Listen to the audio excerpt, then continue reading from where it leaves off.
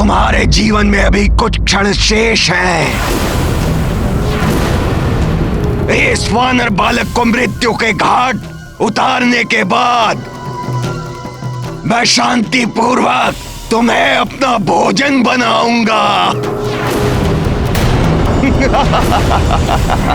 त्रिशिरा, तुम मुझे इधर पकड़ने आओगे तो मैं कूदकर उधर चला जाऊंगा।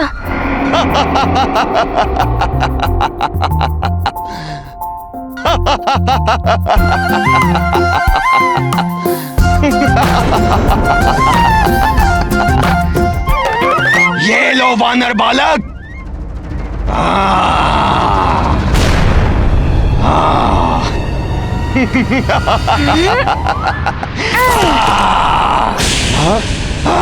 मैं वहाँ नहीं, यहाँ हूँ।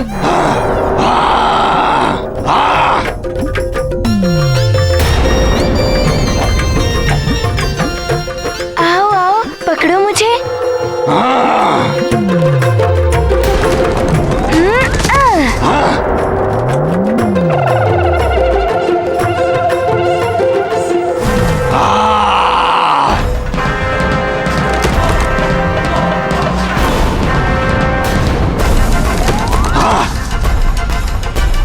मैं यहाँ हूँ त्रिशिरा जी। छका दिया वानर, परंतु मैं तुझे बचकर जाने नहीं दूंगा। अभी पकड़ता हूँ।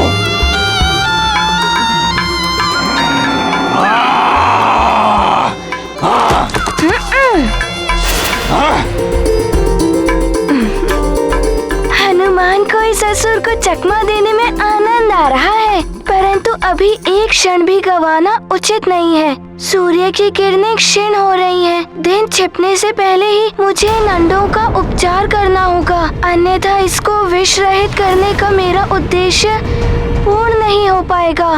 परंतु इस असुर से कैसे छुटकारा पाऊं?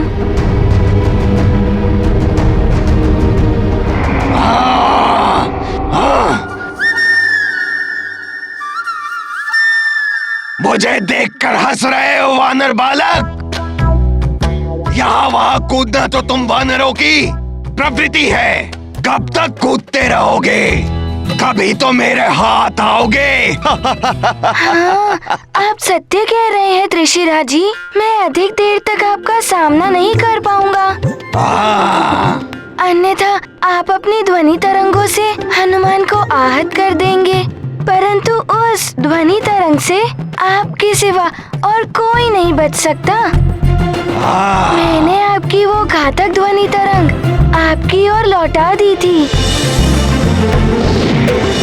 वो आपसे टकराई, इसके पश्चात भी आप जीवित हैं। इसके पीछे भी एक रहस्य है। जब तक त्रिशिरा के शरीर का एक भाग धरती में स्थित रहेगा, उसका संहार करना असंभव है। इसीलिए मैं अपने शरीर का एक भाग धरती के भीतर रखता हूँ। त्रिशिरा स्वयं ही मेरी युक्ति में फंस रहा है। अर्थात आपका संपूर्ण शरीर धरती के बाहर हो, तभी आपका वध हो सकता है। और बिना त्रिशिरा के इच्छा के बिना कोई भी बलपूर्वक उसके शरीर को धरती से बाहर नहीं निकाल सकता। इसीलिए मेरी मृत्यु असंभव है, असंभव। ये अकस्मात हनुमान को क्या हो गया है? वो उस दुष्ट असुर से इतनी बातें क्यों कर रहा है?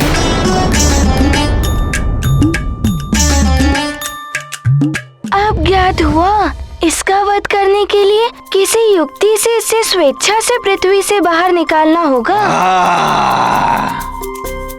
इसे पृथ्वी से बाहर निकालने का उपाय भी सूझ गया। त्रिशिरा जी, यदि आपको इसे प्राप्त करना है तो थोड़ा ऊंचा उठकर ले लीजिए। मैं वचन देता हूँ, यदि आपने इसे छू लिया तो मैं इन्हें लेने से रोकूंगा नहीं। अंडे खाने के लिए मैं कुछ भी कर सकता हूँ।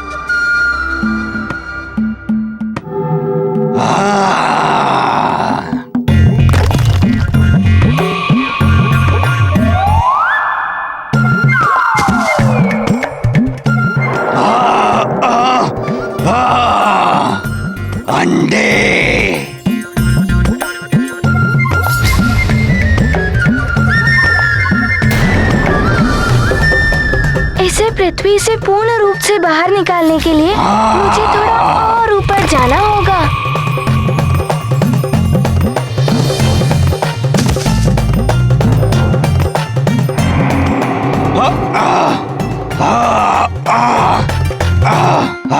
एक बार पुनः प्रयास कीजिए। यदि आपने मुझे छू भी लिया, मैं इन अंडों के साथ आपको शीघ्र समर्पण कर दूंगा। हनुमान क्या कर रहा है? इसके सामने समर्पण करने का अर्थ है कि हनुमान की मृत्यु। तो प्रतीक्षा किस बात की? अभी छूकर तुम्हें अपना भोजन बनाता हूँ।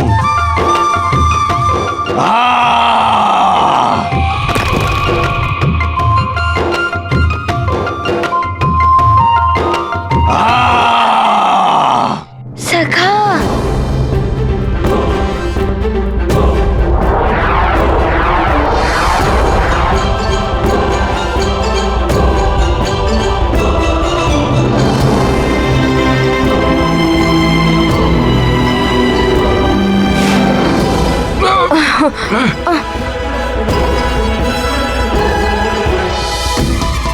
कुछ तो युक्ति लगा रहे हैं हनुमान भैया। हाँ, मुझे भी ऐसा ही प्रतीत हो रहा है। अरे ये क्या कर रहे हो? छोड़ दो मुझे। इसीलिए कहते हैं त्रिशरा कि लालच बुरी बला है। तुम हम तीनों को आराम से खाकर अपनी भूख मिटा सकते थे, किंतु लोभवश तुमने वो किया जो तुम्हारे जीवन के लिए घातक है। छोड़ दो मुझे। मैं धरती के बाहर अधिक देर तक जीवित नहीं रह पाऊंगा। मैं तुम्हें वो प्राप्त करा दूंगा जिसके लिए तुम यहाँ आए हो। मैं सत्य कह रहा हूँ, मेरा विश्वास करो। हनुमान, इस असुर को कदापि मत छोड़ना, अन्यथा इसका जीवन सुरक्षित होते ही ये पुनः हमारे मार्ग में अवरोध उत्पन्न करेगा। हमारे पास अधिक समय नहीं है हनुमान। हाँ हनुमान, अब सूर्य कभी भी अस्त हो सकता है। इसको छोड़ने का अर्थ है हमारा उद्देश्य कभी भी पूर्ण नहीं होगा। त्रिशिरा, तुमने दूसरों को अनेकों कष्ट दिए। उनको कितनी पीड़ा हुई होगी इसका पता तो तुम्हें अब चल रहा होगा।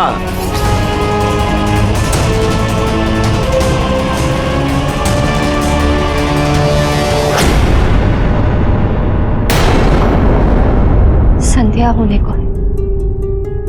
स्वामी अभी तक लौट कर नहीं आए। मुझे तो चिंता हो रही है। मंत्री जी से पूछती हूँ, संभव है उनके पास कोई सूचना या समाचार।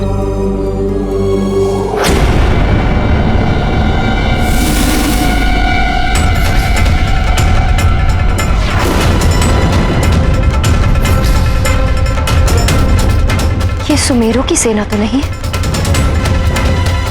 ये तो किष्किंधा की सेना है। किंतु किष्किंधा की सेना यहाँ क्या कर रही है? कहीं किष्किंधा ने सुमेरु पर आक्रमण तो नहीं कर दिया? यदि मेरा संदेह सही है और किष्किंधा ने महाराज और पुत्र हनुमान की अनुपस्थिति में सुमेरु पर हमला कर दिया, तो मैं क्या करूंगी?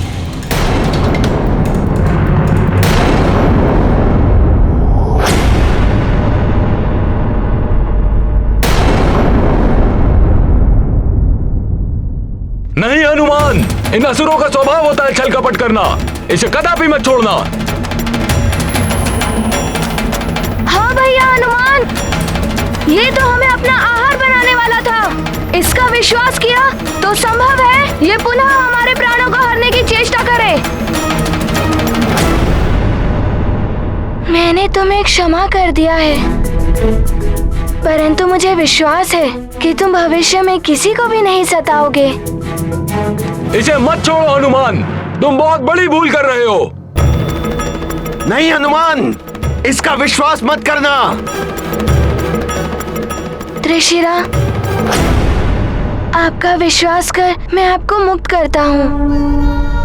सखा, आंजनेय कर मंगल करनी, सकल ताप भव पाप हारनी। देव कृपा सुविमलताकारी,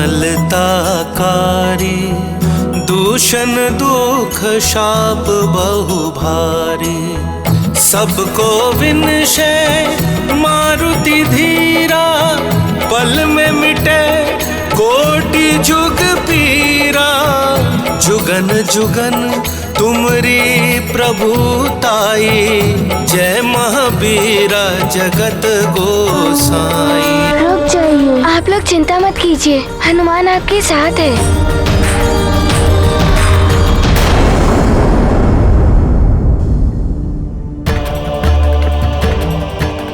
मैं आपका कृतज्ञ हूँ हनुमान। आपने मुझ पर विश्वास कर मुझे श्राप मुक्त कर दिया। मिथ्या बोलना और लोगों का विश्वास तोड़ना यही मेरा स्वभाव था। इसीलिए मैं श्रापित हुआ। सदियों से इस रूप में भटक कर अन्य जीवों को मैं प्रताड़ित करता रहा, परंतु आज आपने मुझ पर विश्वास कर मुझे मोक्ष प्रदान किया है। आप धन्य हैं हनुमान। आपका ये उपकार हमेशा मुझ पर रहेगा हनुमान।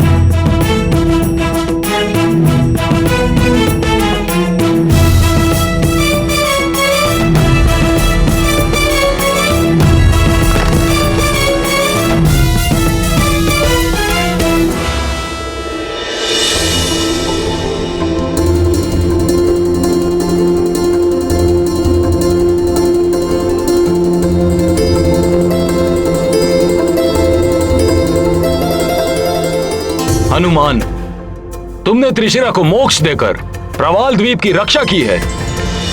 प्रवाल द्वीप अचानक इतना हरा भरा हो गया है। ये द्वीप पहले जैसा हो गया है, तो हमारे लिए विषैलीकरणी पुष्प को ढूंढना और सरल हो गया है। परंतु समय तीव्र गति से निकलता जा रहा है। हमें शीघ्र ही अपना कार्य संपन्न करना होगा। हाँ, हनुमान भैया सही कह रहे हैं। इन अंडों का स्याह पड़ता रंग इसका संकेत है कि इन पर विष का प्रभाव बहुत अधिक हो गया है।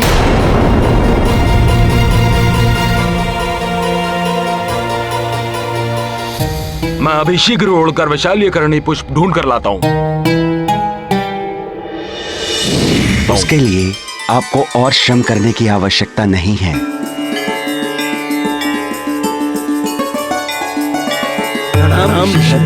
कल्याण हो। प्रणाम ऋषिवर। कल्याण हो। हनुमान, तुमने मुझे और संपूर्ण प्रवाल द्वीप को त्रिशिरा के आतंक से मुक्त किया है। इसीलिए यहाँ की हर वस्तु पर तुम्हारा पूर्ण अधिकार है। तुम्हारे यहाँ आने का अभिप्राय मुझे ज्ञात है, इसलिए मैं विशल्यकरणी पुष्प स्वयं लेकर आया हूं, जिससे आपके प्रयोजन में और विलंब ना हो। धन्यवाद ऋषिवर।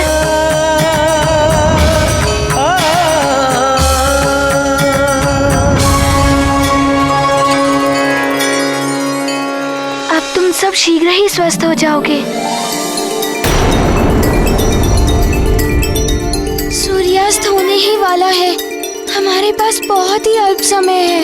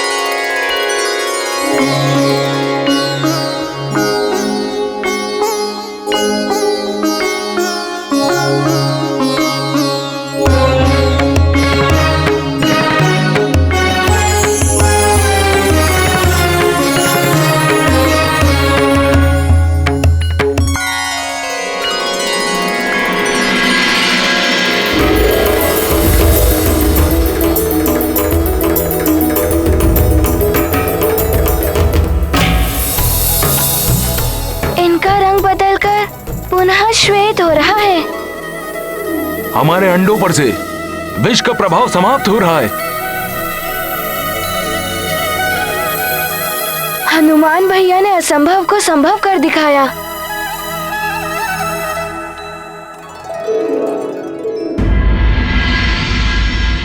मैं यहाँ सुमेरु को किष्किंधा के अधीन करने आया हूँ।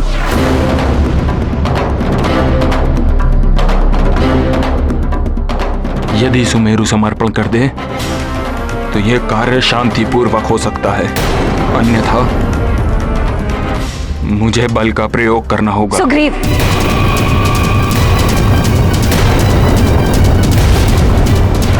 हम तुम्हारे बहुत आभारी रहेंगे हनुमान। समस्त गरुड़ लोक सदैव तुम्हारा आभारी रहेगा हनुमान।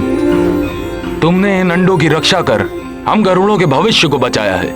मैं चाहता हूँ कि तुम हमारे साथ गरुड़ राज्य चलो, जहाँ सब गरुड़वासी तुम्हारा अपने प्रति आभार व्यक्त कर सकें हनुमान।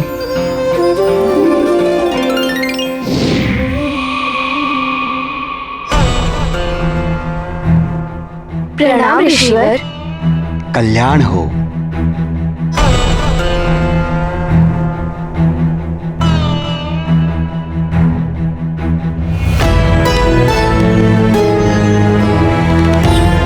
प्रणाम आता हूँ। देवियों, आप सबको यहाँ देखकर मैं चकित हूँ। मुझे आप सबसे भेंट की अपेक्षा नहीं थी। महाराज, हमें अंडों की चिंता सता रही थी, इसलिए हमने निर्णय लिया और आपके पीछे पीछे चली आई।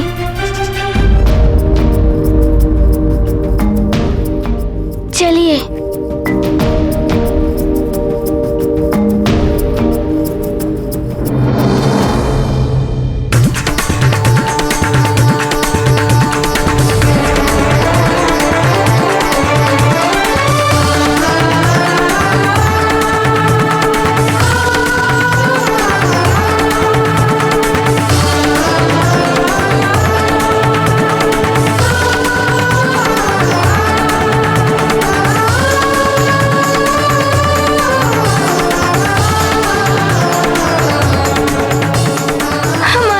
सुरक्षित है हनुमान।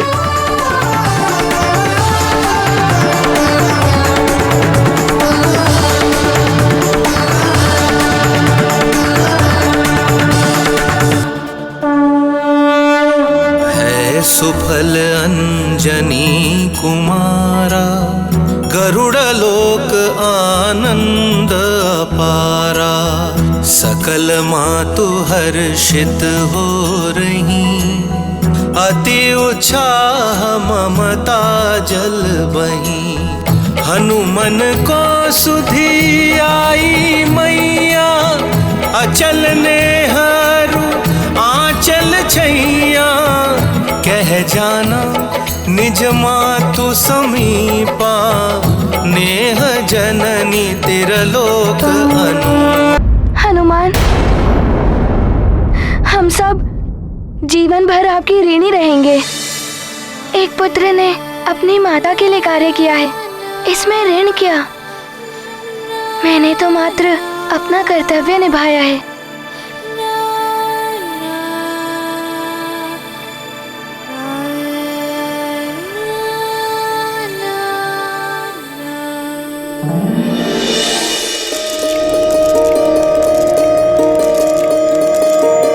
अंडे फूट रहे हैं, हमारे गरुड़ शिशु बस इस संसार में आने ही वाले हैं।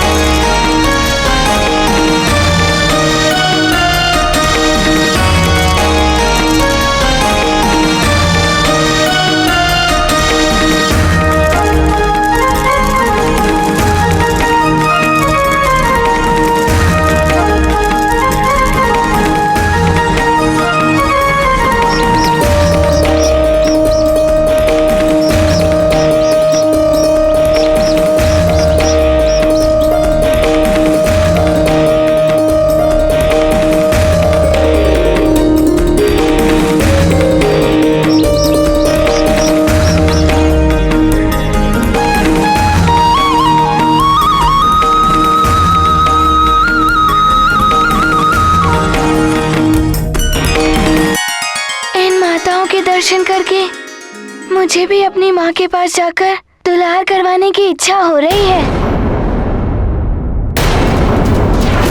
तुम्हारे पिता महाराज ऋक्षराज और महाराज केसरी जी के बीच घनी मित्रता है।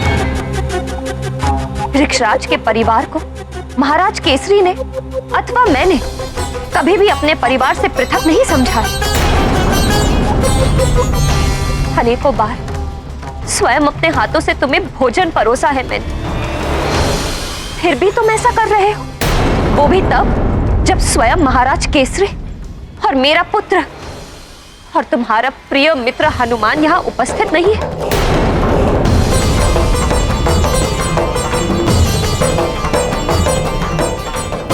हनुमान, मैं अभी माँ के पास जाता हूँ। कुशलता से जाओ पुत्र।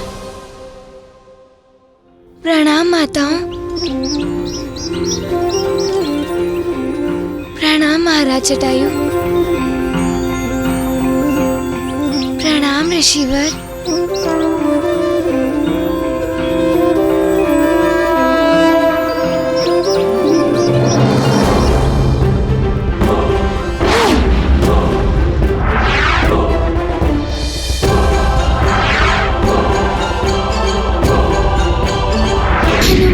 बार बार माँ का ध्यान आ रहा है। हनुमान को सुमेरु माँ के पास पहुँचना होगा।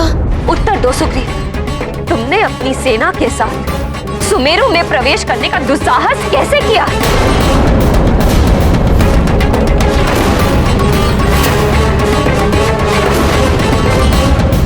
विवश हूँ मैं माता अंजना। विवश हो? मित्र राज्य पर आक्रमण करने की विवशता मेरी समझ से परे है। मुझे ज्ञात है सुग्रीव विवश क्यों है।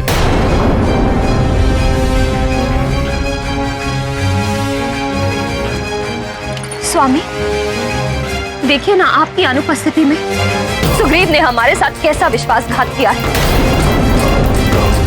प्रणाम काका केसरी जी।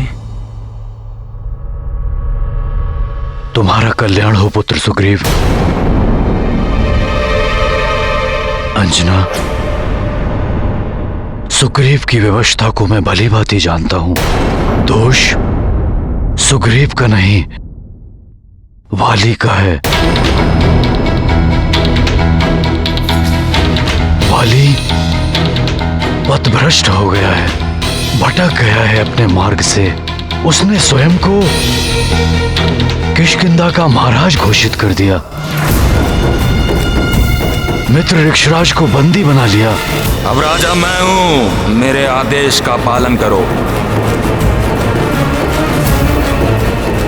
बंदी बना लो इन्हें, बंदी बना लो इन्हें, बंदी बना लो इन्हें। उसी ने भेजी है सेना सुग्रीव के साथ।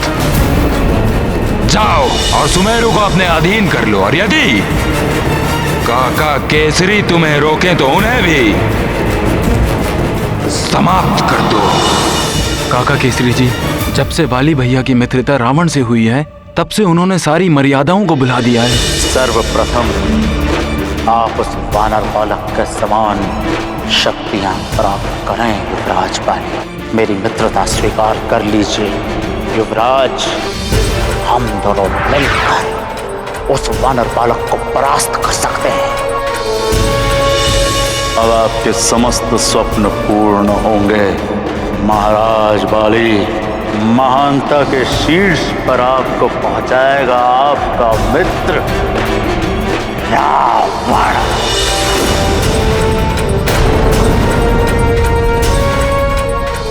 जो उनकी इच्छा होती है वो वही करते हैं। मुझे तो उन्होंने आपका वध कर कर सुमेरु पर आधिपत्य स्थापित करने का आदेश दिया है। ये युवराज सुग्रीव को क्या हो गया? ये महाराज वाली के विरुद्ध हो गए तो वे तो इनका वध ही कर देंगे। कुसंगति मनुष्य की बुद्धि और उसका विवेक हर लेती है। वो उचित और अनुचित का मार्ग भूल जाता है। मर्यादा और धर्म के मार्ग को भूलकर कुपथ के मार्ग पर अग्रसर हो जाता है। अतः वो स्वयं के ही अंत और पतन का कारण बनता है। दुख मुझे इस बात का है कि वाली पर अनुचित मार्ग का इतना प्रभाव पड़ चुका है कि मैं उसे उचित मार्ग पर लाने के लिए कुछ नहीं कर पा रहा हूं।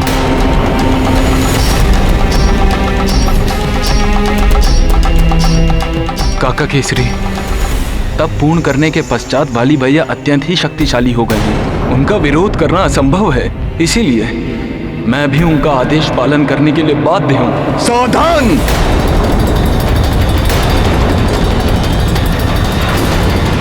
यदि किसी ने राजकुमार सुग्रीव पर प्रहार करने का प्रयास किया तो ये कोकट उसके प्राण हर लेगा।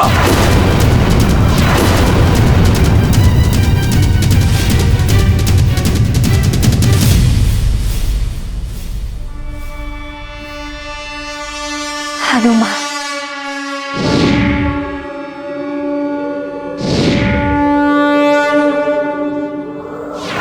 कोकट, तुम्हारी इस धृष्टता के पश्चात भी तुम जीवित हो तो वो इसीलिए क्योंकि मेरा पुत्र हनुमान यहाँ नहीं है।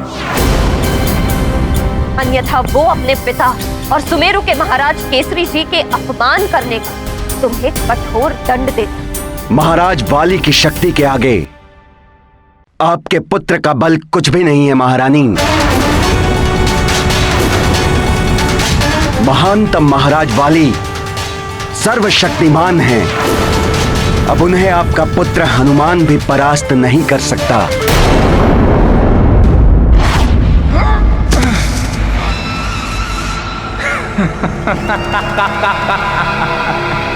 महानतम वाली की शक्तियों में और भी वृद्धि हो गई है। यद्यपि वाली महानतम उड़ नहीं सकता, किंतु ऋषि कुंभज की सहायता से महानतम वाली अब पहले से अधिक स्फूर्ति के साथ एक स्थान से दूसरे स्थान तक वहां अवश्य ही पहुंच सकता है।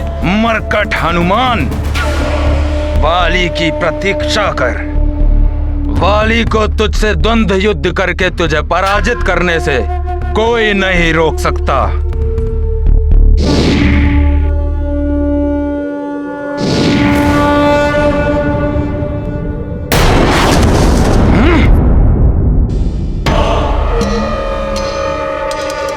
महानतम वाली को प्रवाल द्वीप पहुंचने में थोड़ा सा विलंब हो गया, अन्यथा वो मरकट वहां से जीवित नहीं जाता। निसंदेह वो त्रिशिरा का वध करके सुमेरु ही गया होगा।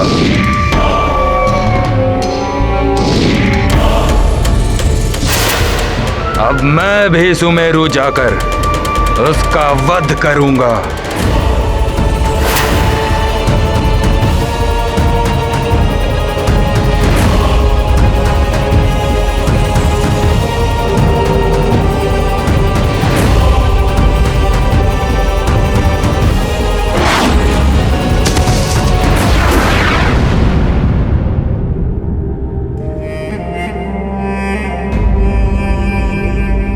इतने समय पश्चात मैं अपने पिताश्री के स्नेह और माँ की दुलार से वंचित रहा था, किंतु आज उनके इस सुखमय दर्शन के लिए कितना अधीर हो रहा हूँ मैं शीघ्र आ रहा हूँ माँ और पिताश्री आपसे मिलने।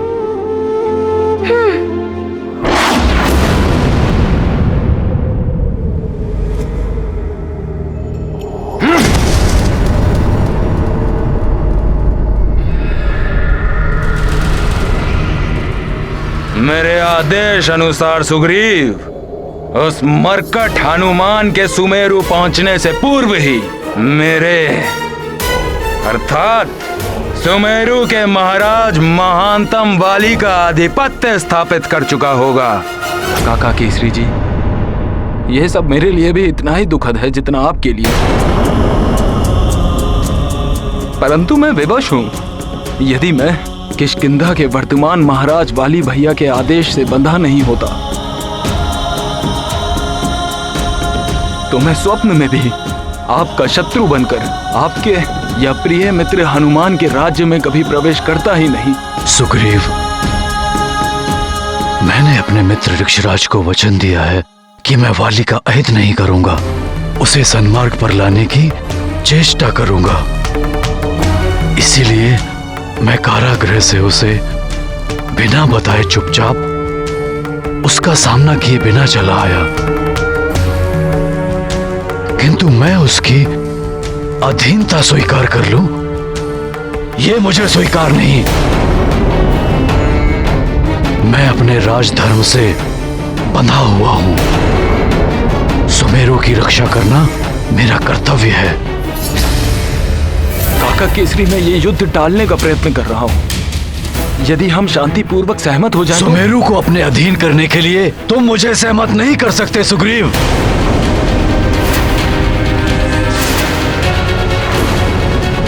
मैंने तुम्हें अपने पुत्र हनुमान के समान माना है, परंतु सुमेरु की सुरक्षा मेरा धर्म है।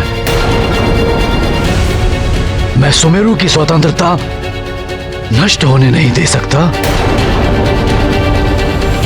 यदि तुम उसके लिए बाध्य हो तो अपना धर्म निभाओ, युद्ध करो मुझसे, रणभूमि में पराजित करो मुझे। महाराज केसरी जी, मैं महाराज वाली की आज्ञा का अवमानना नहीं होने दूंगा। शांतिपूर्वक किष्किंधा की अधीनता स्वीकार कर लीजिए, अन्यथा मैं आपका वध करके किष्किंधा की प्रभुता स्थापित कर दूंगा।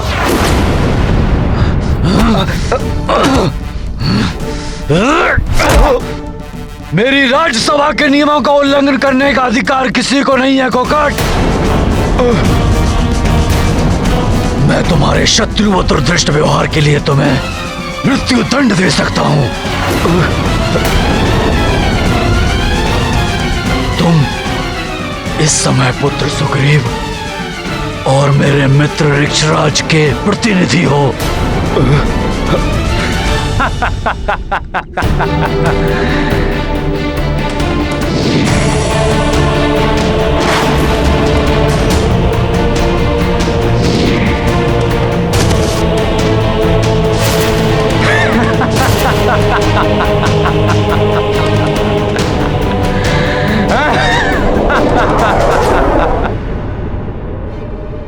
वाली भैया,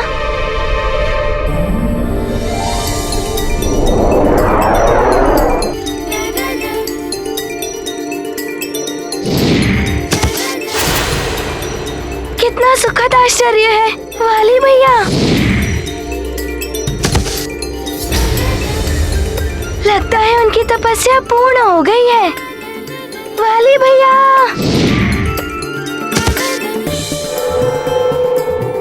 वाली भैया,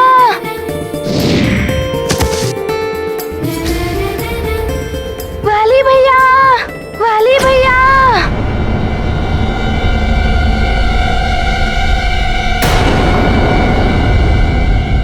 नहीं, शांत हो जाइए आप सब। कोई किसी पर वार नहीं करेगा, कोई युद्ध नहीं होगा यहाँ पर। सुग्रीव, हम सब वाली का शुभ चाहते हैं। उसमें निहित उसके समस्त सद्गुणों को निखरता हुआ देखना चाहते हैं।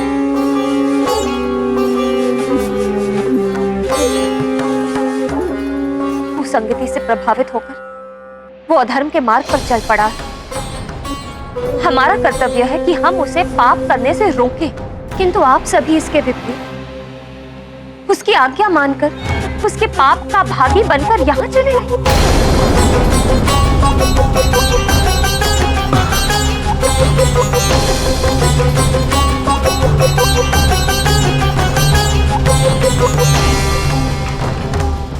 वाली भैया, वाली भैया।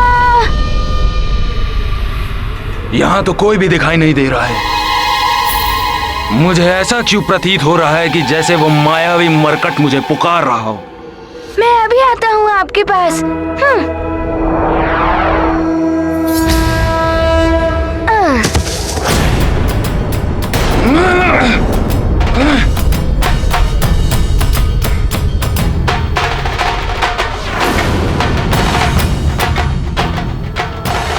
मरकट,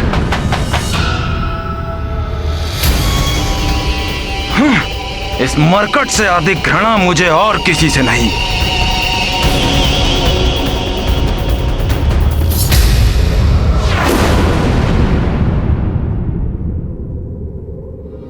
वाली भैया प्रणाम।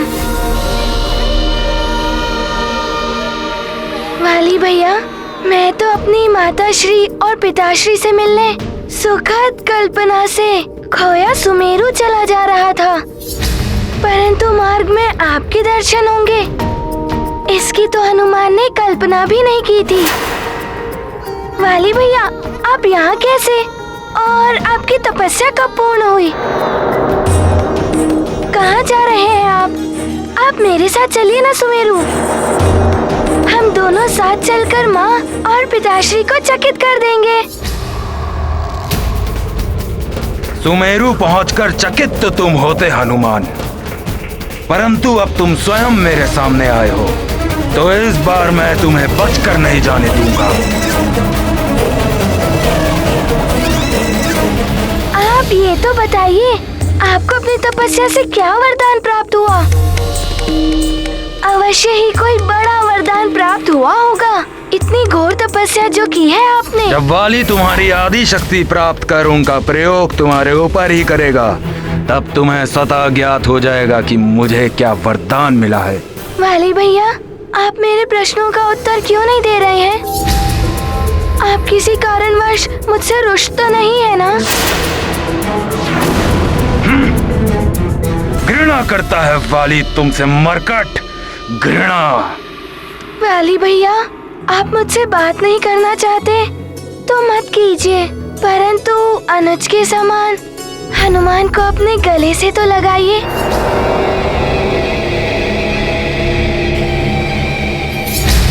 वाली भैया, आप मुझसे बात नहीं करना चाहते तो मत कीजिए, परंतु अनुज के समान हनुमान को अपने गले से तो लगाइए।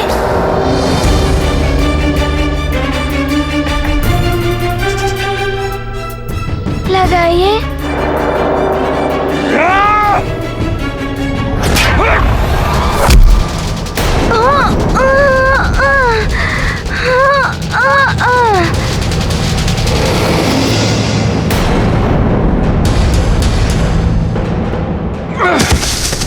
वाली भैया, वो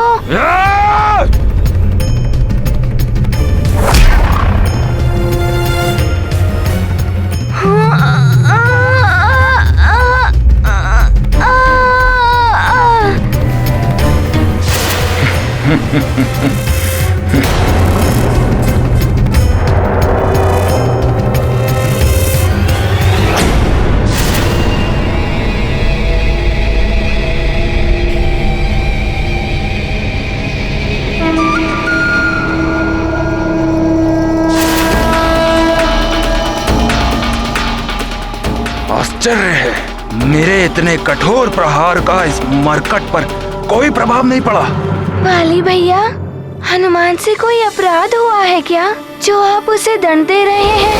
यदि अपराध भी हुआ हो तो उसे अनुज की भूल मानकर हनुमान को क्षमा कर दीजिए ना। तुम्हारे अपराध का दंड मृत्यु है मरकट। ओहो, मैं अब समझा। आप मेरी परीक्षा ले रहे हैं कि आपकी अनुपस्थिति में मैंने कितनी शक्तियाँ अर्जित की हैं, है ना वाली भैया? वाली भैया नहीं, महानतम महाराज वाली कहो।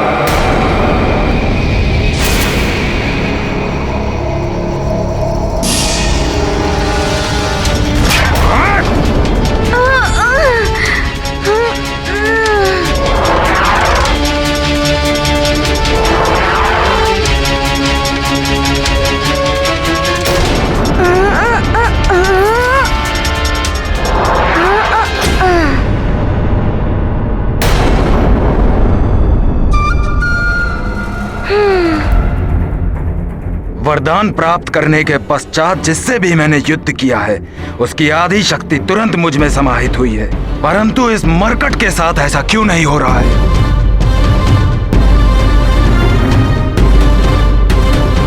मुझे और वार करने की आवश्यकता है।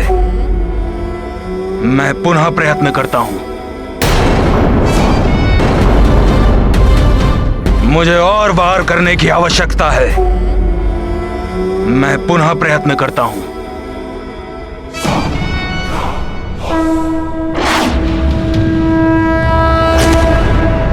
वाली भैया, आप वहाँ कहाँ जा रहे हैं? मुझे ढूंढने, किंतु मैं तो आपके पीछे खड़ा हूँ।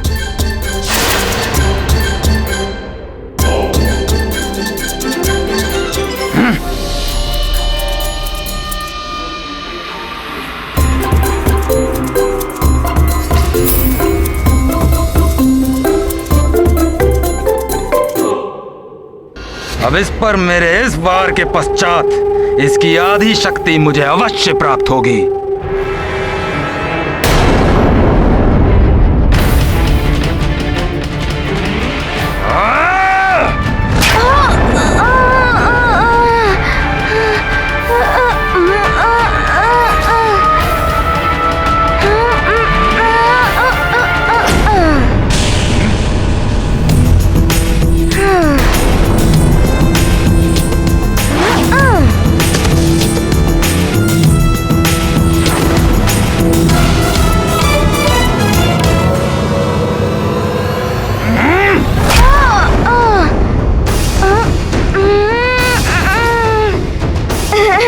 अरे वाली भैया,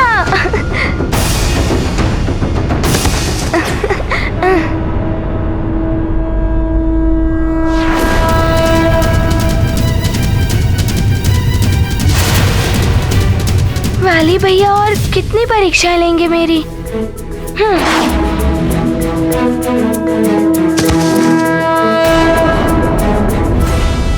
वार पर वार कर रहा हूँ, परंतु इसके पश्चात भी इसकी आधी शक्ति इससे निकलकर मुझ में विलीन क्यों नहीं हो रही है? वाली भैया, कब तक परीक्षा लेंगे मेरी? अब तो बताइए।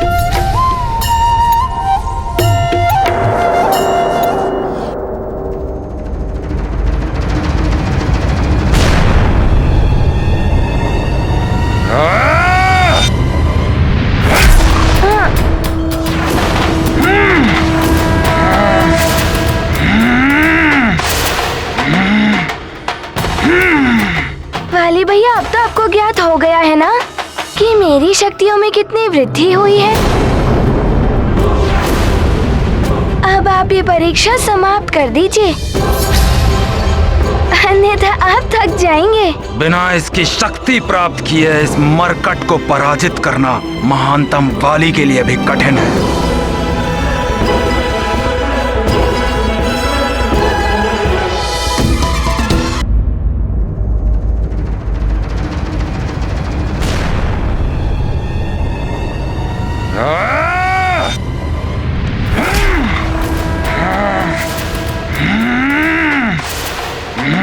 वाली भैया, अब तो आपको ज्ञात हो गया है ना कि मेरी शक्तियों में कितनी वृद्धि हुई है। अब आप ये परीक्षा समाप्त कर दीजिए, अन्यथा आप थक जाएंगे। बिना इसकी शक्ति प्राप्त किए इस मरकट को पराजित करना महानतम वाली के लिए भी कठिन है। अच्छा, आप हनुमान की शक्तियों को जानना चाहते हैं, तो इसमें इतना परिश्रम क्यों? मैं अभी दिखा देता हूँ। तेरी शक्तियों का विवरण नहीं, मुझे तेरी आधी शक्ति चाहिए मरकट। नारायण नारायण, वाली केसरी नंदन हनुमान की आधी शक्ति पाना चाहता है, परंतु वो भूल रहा है कि उसको प्राप्त वरदान के अनुसार ये तभी संभव है जब हनुमान शत्रु भाव लेकर वाली के सम्मुख आए। परंतु हनुमान तो उसके प्रति प्रेम से ओतप्रोत है, परंतु वाली ये कदापि समझ नहीं पाएगा क्योंकि उसकी बुद्धि को घृणा और क्रोध ने कुंठित कर दिया है। इसलिए वाली हनुमान पर वार करता रहेगा और हनुमान के हृदय में व्याप्त सरल प्रेम उनको वाली के वरदान से सुरक्षित रखेगा। नारायण नारायण।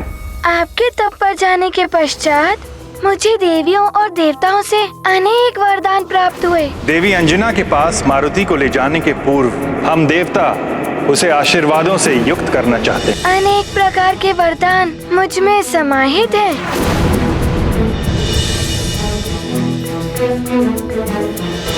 मैं अभी आपको दिखाता हूँ।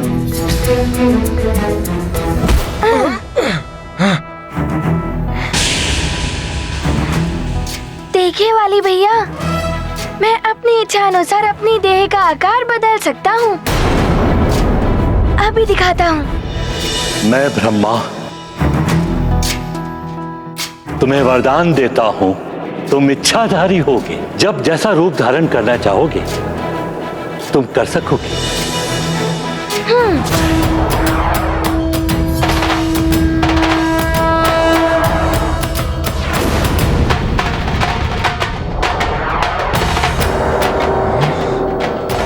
देखा वाली भैया, अब ये देखिए।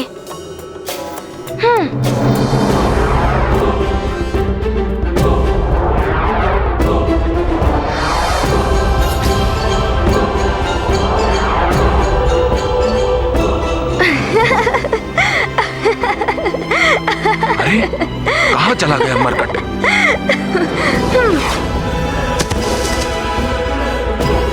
वाली भैया, आप मुझे वहाँ कहाँ ढूंढ रहे हैं? मैं आपके कान के कुंडल के समीप स्थित हूँ। इतना घटा लिया है मैंने अपनी देह का आकार। हनुमान हट जाओ। अरे अरे वाली भैया, आप क्या कर रहे हैं?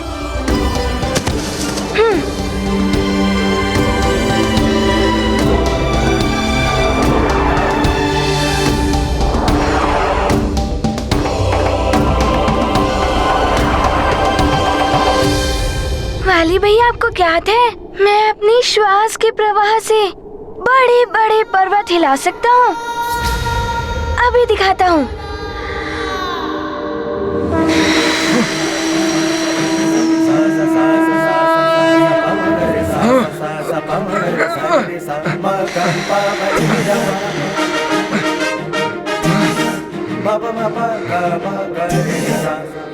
क्षमा कीजिएगा वाली भैया, मैं तो बस आपको दिखा रहा था कि अच्छा, मैं एक और शक्ति का प्रदर्शन करता हूँ।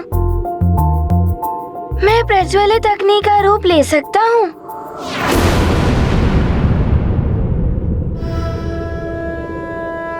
मैं अग्निदेव तुम्हें वरदान देता हूँ कि कितनी भी भीषण अग्नि हो, उसकी ज्वाला तुम्हें किसी भी प्रकार से हानि नहीं पहुँचाएगी।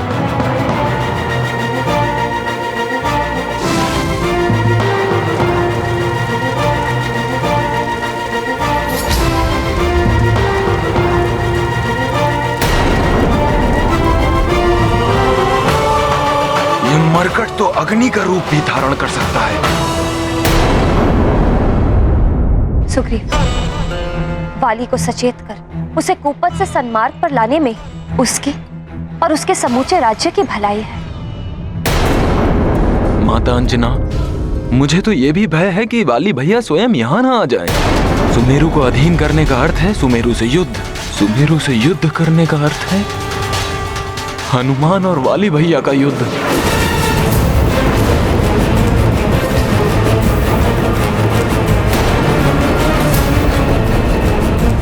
जो वाली भैया के लिए घातक सिद्ध हो सकता है। हाँ पुत्र सुग्रीव, इस बात का भय तो मुझे भी है।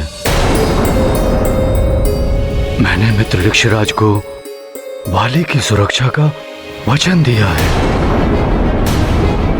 वो यहाँ आ गया तो उसकी रक्षा करना कठिन हो जाएगा। किसी प्रकार वाली को सुमेरु और हनुमान से दूर रखना होगा।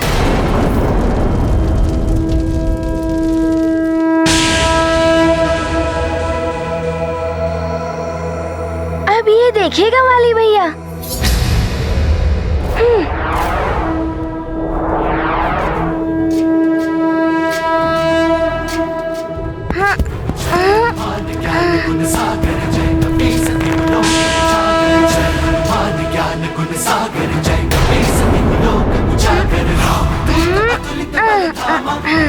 ये मरकट कहीं इस पर्वत को उठाकर मेरे ऊपर तो नहीं फेंकने वाला। मुझे वाली भैया को समझाने का प्रयत्न करना चाहिए, परंतु उससे पूर्व मुझे उन्हें हनुमान के सम्मुख आने से रोकना और भी आवश्यक है। कोकट, मेरे लौटने तक तुम यहीं रुकना और ऐसा कोई कार्य मत करना जिससे किष्किंधा और सुमेरु की शांति भंग हो। जी, अभी कुछ मैं कहूंगा तो महाराज केसरी जी मेरा वध कर देंगे। परंतु उचित समय पर मैं महाराज वाली को अवश्य सूचित करूंगा। राजकुमार सुग्रीव अपने महाराज के प्रति नहीं, महाराज केसरी जी और उनके पुत्र हनुमान के प्रति अधिक निष्ठावान हैं। वाली भैया, आपने देखा मैं इन चट्टानों को कितनी भी दूर फेंक सकता हूँ, परंतु ये तो अभी भी छोटी हैं। इनसे भी बड़ी बड़ी चट्टान उठाकर दिखा सकता हूँ, परंतु यहाँ तो कोई भी बड़ी चट्टान नहीं है, अन्यथा आपको उठाकर दिखाता। यह मरकट अपनी शक्ति दिखाकर मुझे भयभीत करने का प्रयत्न कर रहा है, परंतु इसे ज्ञात नहीं है कि मेरे वरदान से इसकी आधी शक्ति मुझे प्राप्त हो जाएगी और मैं इससे कहीं अधिक बलवान हो जाऊंगा। परंतु मुझे ये ज्ञात करना है कि अभी तक ऐसा क्यों नहीं हुआ।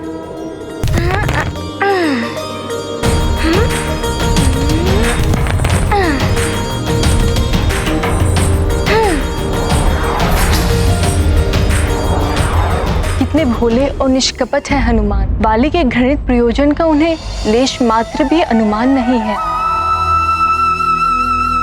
परंतु माधव, एक बात समझ में नहीं आई कि बाली हनुमान के प्रेम से परिपूर्ण निर्मल पवित्र मन को क्यों नहीं देख पा रहे हैं। प्रिय, जिस व्यक्ति के हृदय में घृणा और प्रतिशोध के भाव वास करते हैं, उसकी दृष्टि कुछ भी अच्छा नहीं देख पाती। वो अन्य लोगों में भी अपनी प्रति छाया ही देखती है। ऐसे व्यक्ति स्वयं के प्रति सुविचार रखने वालों को भी अपमानित और तिरस्कृत करते हैं। यदि वाली हनुमान के प्रति शत्रु भाव त्याग दे, तो हनुमान उसको आधी क्या अपनी संपूर्ण शक्ति समर्पित कर दे। परंतु वाली ये बात समझ नहीं पा रहा है। सत्य है, घृणा से वशीभूत होकर व्यक्ति धर्म अधर्म, अपना पराया और यहां तक कि अपने हित अहित के विषय में भी कुछ समझ नहीं पाता, जिसका परिणाम सदैव उस व्यक्ति का विनाश ही होता है।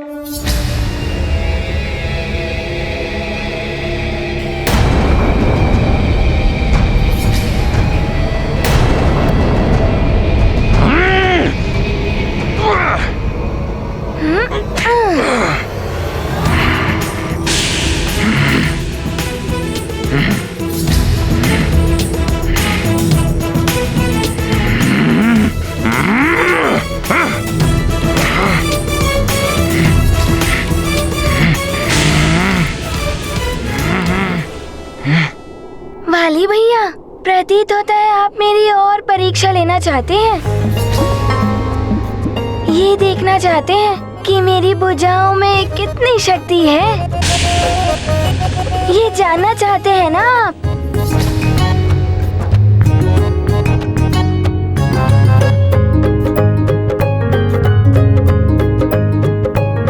क्यों वाली भैया, अब तो आप जान गए ना कि मेरी भुजाओं की शक्ति में कितनी वृद्धि हुई है।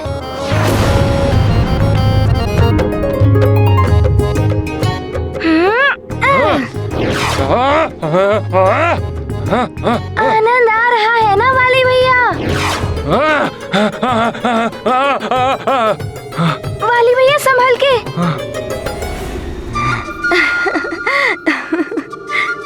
वाली भैया, अब तो आप संतुष्ट हैं ना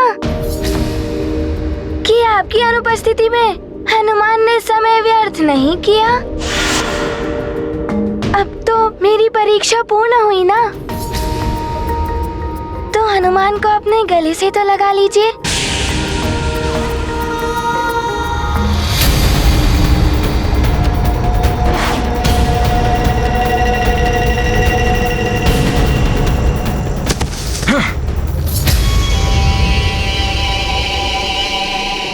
गले लगाइए ना वाली भैया।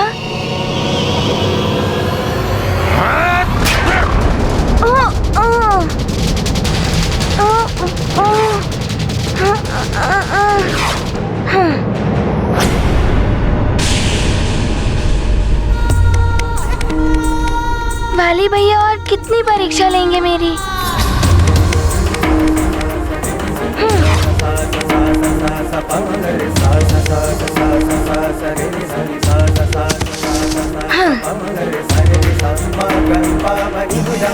वाली भैया, हनुमान को तो ज्ञात है कि आप परम शक्तिशाली हैं। यदि हम दोनों की शक्ति मिल जाए तो हम सारे असुरों का विनाश करके हरि भक्तों की सेवा करेंगे। मेरी मित्रता स्वीकार कर लीजिए। हम दोनों मिलकर उस वानर बालक को परास्त कर सकते हैं। हरि भक्तों के बल के साथ हम दोनों सर्वशक्तिशाली बन सकते हैं। प्रतीत होता है कि आप मेरी युद्ध कौशल की परीक्षा ले रहे हैं,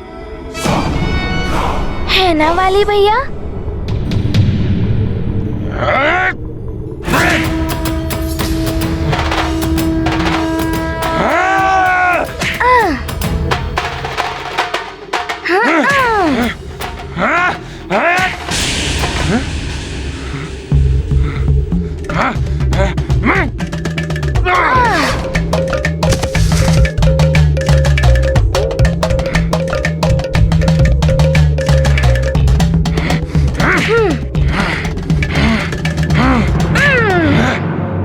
वाली भैया को क्या हो गया है? मेरा प्रणाम भी स्वीकार नहीं किया, मुझे अपने गले से नहीं लगाया, बस निरंतर भांति भांति की परीक्षा ही लिए चले जा रहे हैं। क्यों कर रहे हैं वो ऐसा व्यवहार?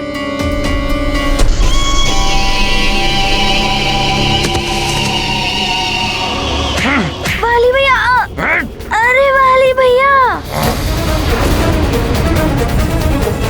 नीचे उतारिए मुझे वाली भैया। वाली भैया, ये आप क्या कर रहे हैं वाली भैया?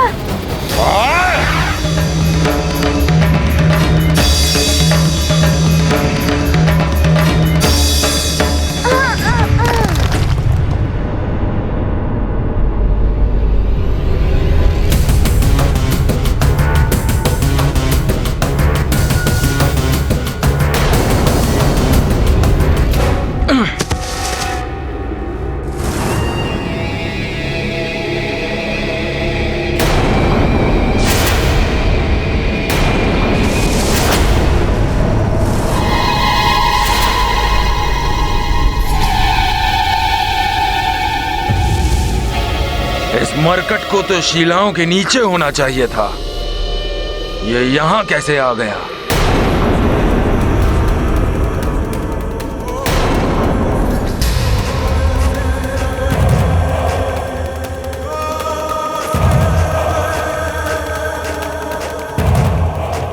कायरों के भांति छुपो नहीं, सामना करो मुझ महानतम वाली का।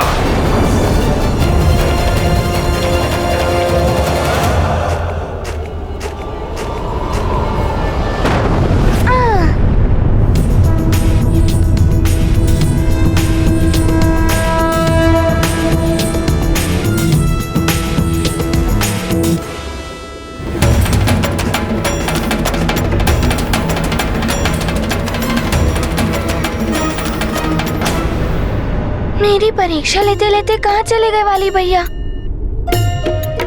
वाली भैया, हनुमान!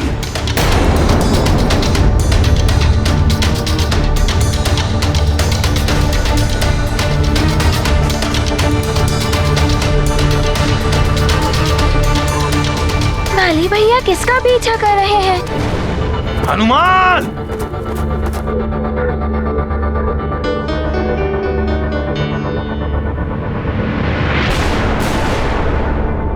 हनुमान! कहाँ हो? ये तो बड़ी तीव्र गति से मेरे पीछे आ रहे हैं। इन्हें यहाँ पहुंचकर मुझे पकड़ने में अधिक समय नहीं लगेगा। मुझे इन्हें भ्रमित करने के लिए कोई और उपाय सोचना होगा।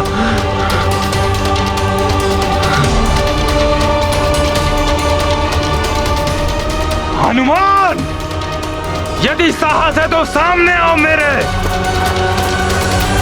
वीरों की भांति युद्ध करो मुझसे।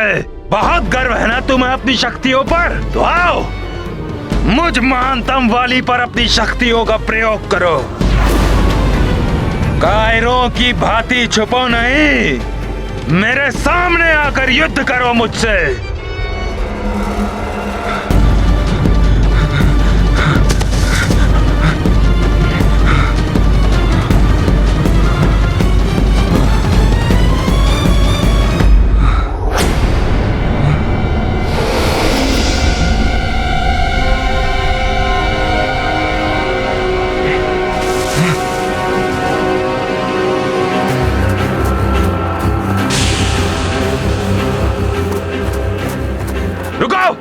रुक जाओ।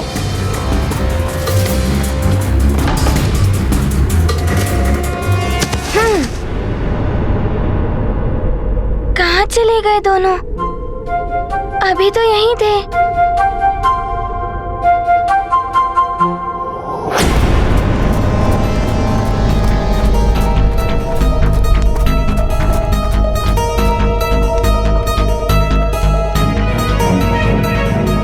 ये गुफा तो बड़ी घुमावदार है, इसमें तो कोई भी खो सकता है।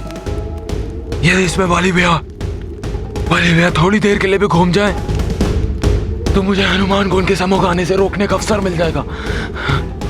हनुमान!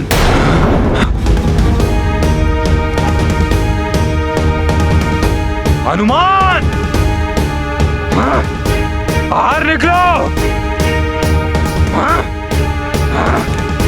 हनुमान! हनुमान! कहाँ छुप कर बैठे हो?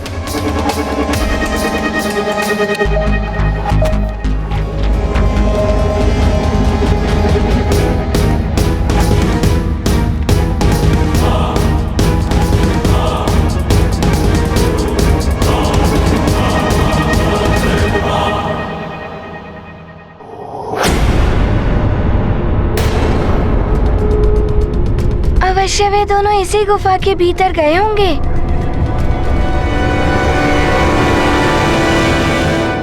हनुमान!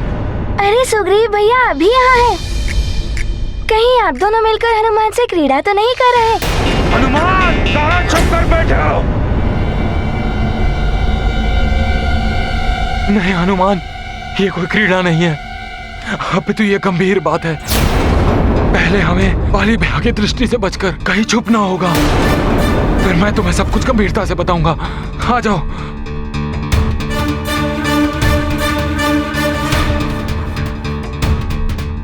क्या हुआ सुग्रीव भैया? आप मुझे वाली भैया से क्यों छुपा रहे हैं? उन्हें भी आप बुला लीजिए ना।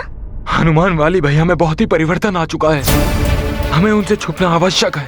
हनुमान! वाली भैया पुकार रहे हैं। उस गुफा के भीतर अवश्य वो किसी संकट में होंगे। नहीं नहीं हनुमान, तुम उनके पास नहीं जा सकते। वाली भैया संकट में नहीं है, बल्कि वाली भैया हमारे लिए संकट है। ये आप क्या कह रहे हैं सुग्रीव भैया? मेरा विश्वास करो हनुमान, जब से वाली भैया तप पूर्ण करके लौटे हैं, उनके स्वभाव में परिवर्तन आ गया है। मुझे इस घुमावदार गुफा में भटका कर ये मत सोचो कि तुमने बहुत चतुराई का काम किया है। कभी न कभी तो तुम्हें मेरे सामने आना ही होगा। तू अभी आओ मेरे सामने। हाँ। मैं तुम्हें वाली भैया के बारे में सब कुछ बताऊंगा, परंतु यहाँ नहीं, सुमेरु चलकर, वहाँ तुम्हारी आवश्यकता है। क्या सुमेरु में मेरी आवश्यकता है? वहाँ सब सकुशल तो है ना? इतना अधिक में बताने के लिए समय नहीं है हनुमान, बस इतना समझ लो कि तुम्हें वाली भैया से कदापि नहीं मिलना है और अतिशीघ्र सुमेरु पहुंचना है। परंतु हनुमान, मैं तुम्हारा प्रिय मित्र हूँ, विश्वास करो मेरा हनुमान, और शीघ्र सुमेरु के लिए प्रस्थान करो। हनुमान! हनुमान! हनुमान, इसके पूर्व वाली भैया यहाँ आए, तुम शीघ्र ही सुमेरु पहुँच जाओ हनुमान। जी सुग्रीव भैया। वाली भैया में ऐसा क्या परिवर्तन आ गया है? और सुग्रीव भैया मुझे बार बार शीघ्र सुमेरु पहुंचने के लिए क्यों कह रहे थे? कुछ तो गंभीर बात अवश्य ही है।